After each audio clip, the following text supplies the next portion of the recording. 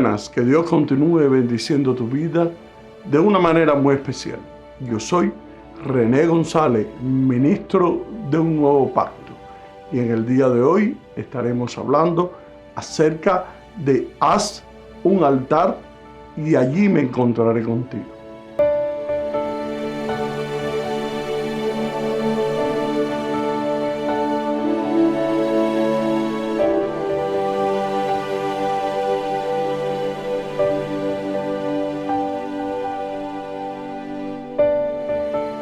Por medio del profeta Moisés, el Señor mandó a los hijos de Israel a construir un tabernáculo que habría de ser un santuario donde el Señor pudiese morar entre su pueblo.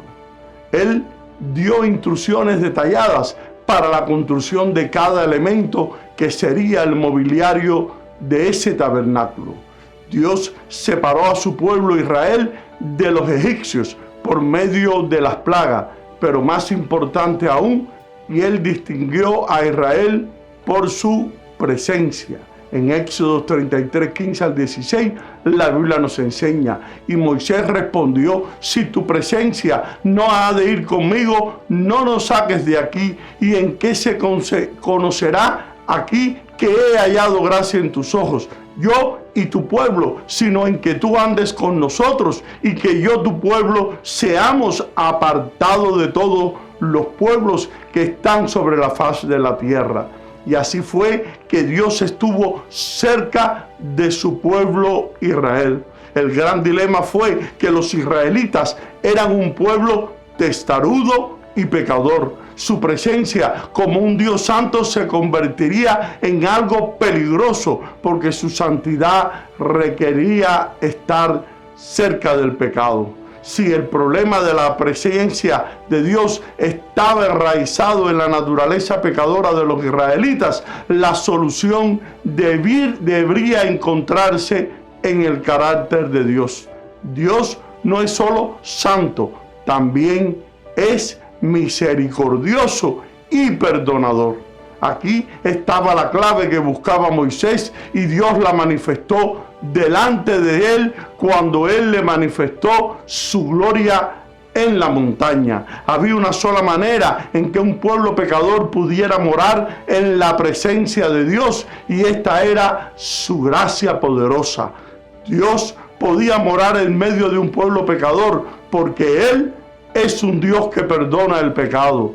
Todavía no estaba claro con exactitud cómo se efectuaría el perdón, pero el pacto mosaico lo presagiaba. En Colosenses capítulo 2, versículos 16 y 17, la Biblia nos habla de esta manera: no permitan pues que nadie los juzgue por lo que comen o beben, o relación con los días de fiesta, la luna nueva o los días de reposo.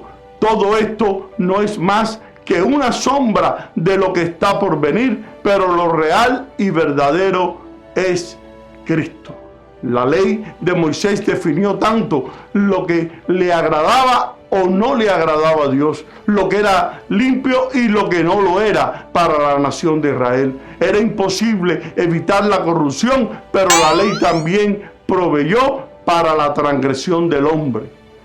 El pacto mosaico introdujo el tabernáculo y el sistema sacrificial mediante el cual Dios podía morar en medio de un pueblo pecador al estar separado de ellos por las barreras del tabernáculo. A solo ciertos israelitas, los sacerdotes levíticos, se les permitía acercarse a Dios en el desarrollo de los ritos religiosos de esa gran nación.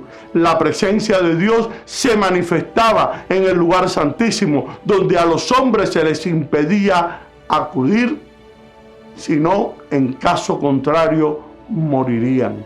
Y a los hombres se les informó que solo por medio del derramamiento de sangre podían acercarse a su Dios en adoración. Todo este sistema apuntaba a la venida del Mesías, el Cordero de Dios, quien quitaría los pecados del mundo y cuya sangre derramada limpiaría a los hombres de sus pecados. Dado que explicar con detalles cada uno de los elementos excede el objetivo de este programa de Ministro de un Nuevo Pacto, y solo a continuación nos centraremos en el significado esencial que todo el santuario terrenal en su conjunto que tenía para ese gran pueblo de Israel. Esto nos permitirá luego comprender la relación que este sistema ritual tiene con Jesús como sumo sacerdote ministrando en el lugar santísimo. En el Antiguo Testamento, todo el santuario terrenal en su conjunto fue creado con la función de poder permitir que Dios pudiera habitar entre su pueblo. El santuario era el medio o la herramienta diseñada por Dios mismo para poder cohabitar con su pueblo escogido y encontrarse con Él, hablarle y que estos pudieran reconocer en Él al Señor, el único y verdadero Dios que los sacó de Egipto. Éxodo 25 del 8 al 9, la Biblia nos enseña, y que hagan un santuario para mí, para que yo habite entre ellos, conforme a todo lo que te voy a mostrar, conforme al diseño del tabernáculo y al diseño de todo su mobiliario. Así lo haréis. Ahora bien, para que Dios pueda cohabitar con seres humanos pecaminosos, debían estos seguir ciertas conductas y procedimientos y normas impuestos por Dios, de que de alguna manera represente la pureza o la limpieza redentora que Dios hace por su pueblo. De lo contrario, cualquiera que pretendiera acercarse a Dios sin dicha gracia moriría y no sería posible dicha redención. Esta sombra se hizo manifiesta en Jesús, en esta dispensación de la gracia, de la que nos ha permitido cohabitar con Dios a través de la sangre redentora. Ahora sí, ponemos atención. Tanto el pan, la lámpara, los corderos y el incienso debían estar continuamente, es decir, el pan sobre la mesa, la lámpara ardiendo, los corderos sacrificándose tanto por la mañana como por la tarde, y el incienso encendido. Todos perpetuamente. Mira lo que nos enseña la Escritura en Éxodo 25:30. Y pondrá sobre la mesa el pan de la presencia perpetuamente delante de mí. Esta era la forma ritual que Dios diseñó para manifestar su gracia y perdón y poder conseguir que todo Israel tuviera acceso directo a su presencia. No debemos olvidar esta gran verdad. Es posible estar completamente dentro de la voluntad de Dios y aún estar en la temporada de grandes problemas. La sed es el apetito más vehemente, así que ellos muestran más ansiedad y seriedad por el agua que por el mismo pan. El pueblo de Israel tenía un problema real. No había agua para ese pueblo para beber. Este no era un problema imaginario y el pueblo tenía razón en estar preocupado. Pero cuando el pueblo altercó con Moisés, ellos no respondieron con una acción o un pensamiento que fuera espiritual. El pueblo se enfocó su queja contra Moisés, pero Moisés pudo entender que su problema era con Dios. Cuando tenemos un problema, es mucho fácil el culpar a alguien. En esta situación, Israel pudo pensar, estamos en un desierto, no es sorprendente que no haya mucha agua aquí. Necesitamos buscar a Dios para poder satisfacer esta necesidad. Pero en lugar de eso, ellos culparon a Moisés y no hicieron nada para ayudar con el problema. La falta de agua no era culpa de Moisés, pero Moisés, como líder de Israel, él les debía de conducir a la respuesta, y el clamar a Jehová era la manera correcta de llevarles a la solución. Moisés sabía que el pueblo era injusto con él y él se preguntaba ¿Qué haré con este pueblo? De aquí a un poco me apedrearán. Pero él aún debía dirigirlos y pasar de la presión de un ataque injustificado. Y eso fue lo que él hizo, bien al voltearse a Dios en oración. Una de las características de los rasgos dignos de alabar de Moisés era de que él llevaba las dificultades al Señor. Dios dirigió a Moisés a pasar delante del pueblo y a él traer a otros ancianos con él y el usar lo que Dios había usado antes. Esto le dio seguridad a Moisés debido a que él vio a Dios usar antes la misma vara para hacer grandes milagros. Moisés no levantaría esa vara sin recordar el poder de Dios. La confianza que él recibió al recoger la vara fue confianza en Dios y no en sí mismo. Y uno de los grandes temas de este viaje de Egipto a Canaán era que Dios estaba con ellos.